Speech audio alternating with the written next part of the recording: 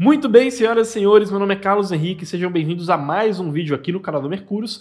Dessa vez a gente vai falar sobre 3 atualizações anunciadas por 3 criptos nesses últimos dias. A UniswapX pela Uniswap, a criação da stablecoin Go pela Aave e o lançamento do protocolo de comunicação entre redes, o CCIP, pela Chainlink. E eu também vou falar um pouco sobre o que pode mudar em perspectiva de investimento nessas criptos com base nesses 3 lançamentos. Então vamos começar aqui falando um pouco sobre essa tal UniswapX, lembrando a todos que a Uniswap é uma DEX, né? Esse é o setor dela dentro do mercado de cripto, o que significa que ela é um mercado para compra e venda de forma descentralizada de criptos, tá? E ela funciona quase como uma empresa, só que você tem que imaginar que os clientes dela são as pessoas que estão trocando criptos lá dentro, enquanto que os fornecedores dessa empresa são os chamados provedores de liquidez, né? Ou seja, aquelas pessoas que disponibilizam seu capital para que as trocas sejam realizadas e, em troca, esses provedores de liquidez recebem uma parte das taxas que são pagas pelos usuários. Essa UniswapX aqui é meio que um pacote com algumas novidades que já eram aguardadas pelo mercado, tá? Dentre essas principais novidades, e aqui eu estou pegando o anúncio que foi feito no blog oficial da Uniswap, a gente tem a possibilidade de uma melhor agregação de liquidez entre diferentes redes, né? O que significa que agora o dinheiro que está dividido entre blockchains do mercado de cripto pode ser utilizado em algumas operações financeiras em comum nesse protocolo da Uniswap. A gente também tem a questão do gas-free swapping, né? Que é a possibilidade de alguns envios de transação que não pagam taxas de gas enquanto eles não são de fato realizados pelo protocolo, né? Isso funciona principalmente lendo aquelas transações que são enviadas pelos usuários antes mesmo delas serem incluídas nos blocos de informação da rede. O que também possibilita uma certa proteção contra MEV nessas operações, que é quando os validadores da rede podem se aproveitar das transações que são enviadas pelos usuários e muitas vezes até diminuir a margem de lucro ou inviabilizar as operações financeiras que estão sendo realizadas pelos usuários, tá? Porém, o que chamou tanta atenção quanto o lançamento da UniswapX no mercado é o fato de que algumas outras criptos aparentemente já haviam lançado usabilidades semelhantes a essa antes da Uniswap. E aqui eu destaco principalmente a CalSwap e a OneLint. Aqui eu estou colocando uma resposta que a CalSwap fez a um tweet da Uniswap, né? A Uniswap tweetou ali a imagem do X da UniswapX do lado da imagem do X da nova logo do Twitter, né? Fazendo uma brincadeirinha ali, como se o Twitter tivesse copiado a logo deles. E aí a CalSwap retweetou isso, colocando um vídeo e também fazendo uma brincadeira por cima, como se esse X tivesse vindo a partir dessa logo da CalSwap, que é essa vaquinha, né, que vocês estão vendo desenhada ali no vídeo, aí eles traçam um X por cima dessa logo. E não é a primeira vez que esse tipo de coisa acontece no mercado, tá? Recentemente a gente também viu a Uniswap anunciando a Uniswap V4, que é a 4ª versão do protocolo deles e que, dentre outras coisas, deve trazer uma maior flexibilidade nas operações que são feitas pelos provedores de liquidez. Porém, também aqui nesse caso, a gente já havia visto alguns concorrentes menores da Uniswap anunciando algumas inovações nesse sentido, como é o caso da Trader Joe e também do Maverick Protocol, tá? Ambos já haviam lançado usabilidades que trazem uma maior flexibilidade para os provedores de liquidez que utilizam esses serviços. Porém, uma coisa que eu quero chamar a atenção aqui é que isso é somente, tá, pessoal, uma certa lanterna amarela, né? Um alarme amarelo com relação à Uniswap, o fato dela não estar tão à frente assim em inovações tecnológicas em comparação com os outros concorrentes do mercado, e não chega a ser uma lanterna vermelha, um alerta vermelho, porque o fato é que a Uniswap é um protocolo muito mais robusto, né? E digamos que é muito mais difícil você conseguir manobrar no oceano um transatlântico do que você manobrar uma canoa, né? A Uniswap, ela tem um volume gigantesco, tem uma geração de receita gigantesca, tem um time experiente de desenvolvedores, ela coloca muito mais receita em risco caso ela faça alguma atualização, então é natural que nesse estágio de maturação ela fique um pouquinho mais lenta em inovações tecnológicas. E aqui eu estou mostrando para vocês um pouco de como que a Uniswap ela domina o volume nesse setor dela, que é o setor de DEXs, né? Aqui nesse gráfico de pizza dá para reparar isso. Percebam aqui que nos últimos 7 dias, 63% do volume transacionado em todas as DEXs do mercado de cripto, né, ou seja, em todos esses mercados de compra e venda de criptos de forma descentralizada, pertenceram à Uniswap, tá? 63% do volume transacionado. Isso é muita coisa, tá? E aí, o que eu diria principalmente com relação a esse investimento em Uniswap? É que aqui a gente tem que colocar na balança tanto um peso positivo quanto um peso negativo, tá? De um certo lado positivo, a Uniswap é de fato um monstro em termos de geração de receita, porém, o que aí já inclui um pouco desse lado negativo, essa receita flui diretamente para os fornecedores dessa empresa que é a Uniswap, né? Ou seja, a receita flui diretamente para os provedores de liquidez e não existe ainda uma perspectiva clara e sólida de como esse protocolo poderia capturar uma parte dessa receita. E se ele não captura uma parte dessa receita, acaba que ele não consegue transferir essa receita para os investidores da Uniswap, né? Mas a gente também tem que lembrar que muitas das vezes, quando essas atualizações muito importantes para poder transferir valor para os investidores acontecem, o preço dos tokens já sobe antes disso, né? Precificando essa atualização. Então quem não investe nada em Uniswap também, às vezes pode comer poeira quando esse tipo de anúncio for feito. Por isso que eu acho que é importante a gente pesar esse risco do fato do token hoje ter baixa usabilidade, também com a possibilidade de valorização, caso eles continuem dominando esse setor no mercado de cripto e a usabilidade do token seja melhorada. Vamos agora então para a segunda atualização aqui no mercado, que é a atualização na Aave, né? E para isso eu estou mostrando aqui para vocês o meu e-mail, porque eu estou inscrito lá no Minuto Cripto, tá? Todos os dias a gente aqui na Mercúrios dispara um e-mail totalmente gratuito com as principais análises, notícias e oportunidades do mercado de cripto, tá? Se você quiser se inscrever e não perder esses textos, como eu disse, totalmente gratuitos, que a gente distribui para o mercado, é só se inscrever no primeiro link que está aí na descrição.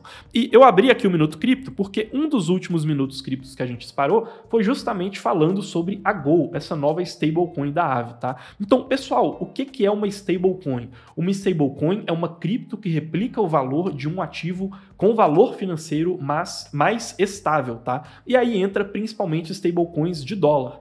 Em sua maioria, as stablecoins de dólar são centralizadas, né? As mais usadas pelo mercado, que são o USDC e o USDT. Porém, a gente também tem no mercado stablecoins descentralizadas, como a DAI, que é produzida pelo protocolo da MakerDAO. Porém, essa stablecoin não ganha tração, principalmente porque ela tem uma baixa eficiência no uso de capital. E é aí que a Aave quer entrar. A Aave quer entrar criando uma stablecoin descentralizada, porém que tenha um uso de capital mais eficiente, né? Ou seja, você consegue fazer mais coisas e gerar mais receita, mesmo não usando tanto dinheiro quanto os seus concorrentes utilizam. E o segredo para poder entender essa questão da Aave está nessa imagem aqui, né? Percebam que aqui a gente tem o usuário, aqui a gente tem várias setas, né, que indicam colateralizações financeiras, e aqui a gente tem a Go, né? Ou seja, que é essa stablecoin da Aave. O que isso aqui indica para a gente? A Aave, ela é um grande protocolo de empréstimos colateralizados no mercado de cripto, tá? O que significa que você pode, por exemplo, travar os seus bitcoins para poder pegar outras criptos emprestadas, né? São empréstimos que exigem uma garantia. E eles querem usar essa expertise tecnológica e de infraestrutura que eles têm no setor de empréstimos descentralizados para poderem lançar a sua stablecoin, como de fato acabaram de lançar de maneira um pouco mais reduzida, tá? Então a ideia aqui é que você possa colocar seus ativos como garantia usando essa tecnologia da Aave. E no futuro isso pode inclusive abrir margem para casos de uso ainda mais ambiciosos, como, por exemplo, o uso de ativos do mundo real como garantia, né, que seriam os Real World Assets. Então imagina você, por exemplo, conseguir colocar títulos da dívida americana ou então a escritura de um imóvel como garantia para poder emitir dólares dentro da Aave, né? De novo, é um potencial de geração de receita que pode ser destravado ao longo do tempo.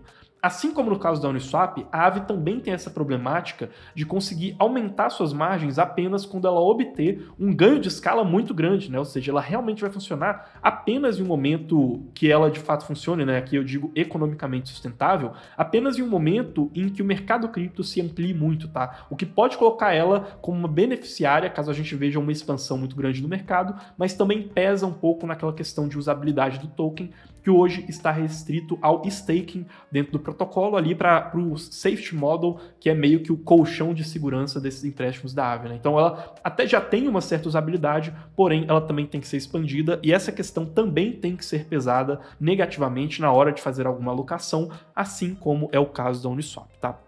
E aí, por fim, a gente entra aqui no CCIP, anúncio feito pela Chainlink, né? O que é esse tal do CCIP? O CCIP é um protocolo de comunicação entre diferentes redes do mercado cripto. Por isso que nessas imagens aqui vocês estão vendo alguns pontinhos ali indo de um lugar para o outro, e a gente tem redes como a Avalanche, Polygon, Optimism e Ethereum.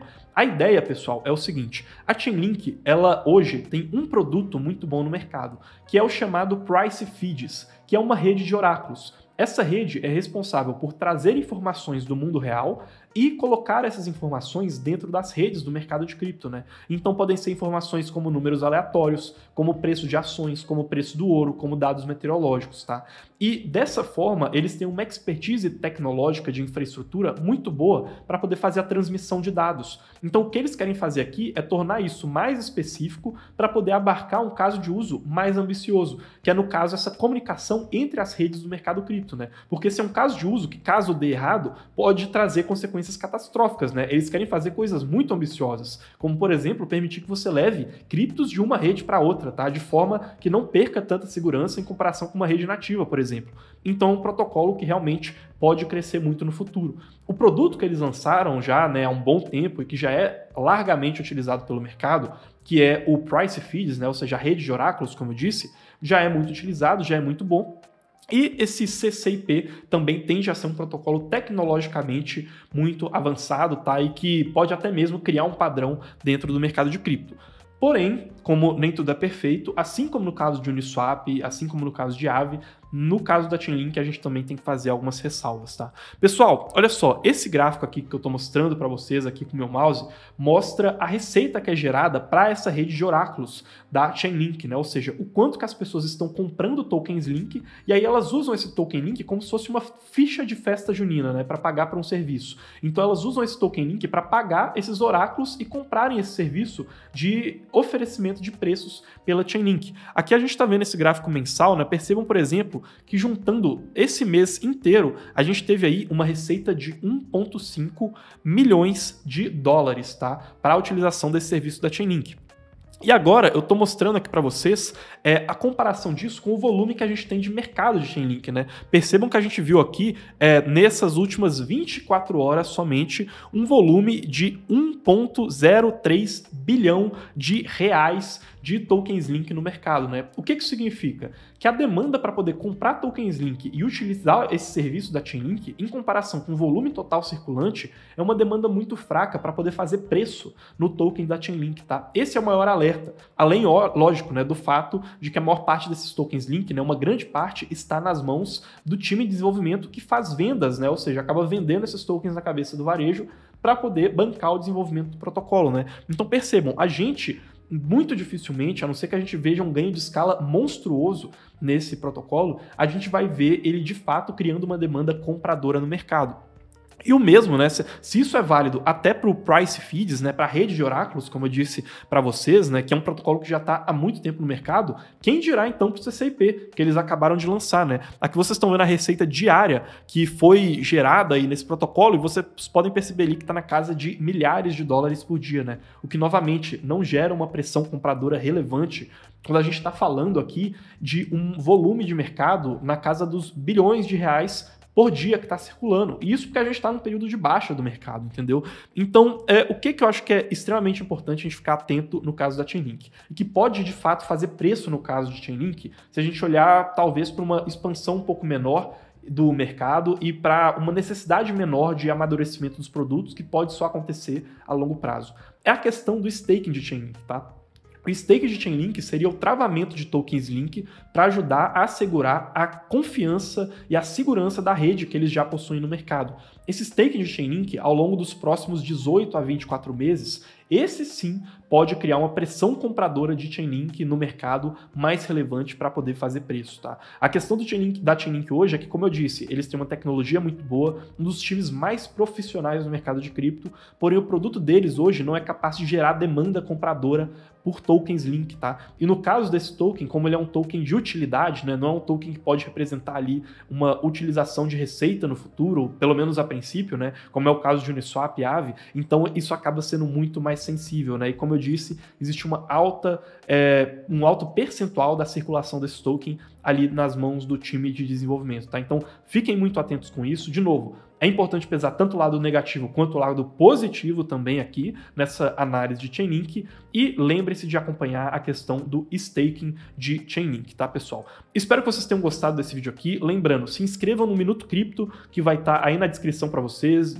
disponível de maneira totalmente gratuita, tá? Deixem o like aqui nesse vídeo, se inscrevam no canal para não perderem os próximos conteúdos e até mais.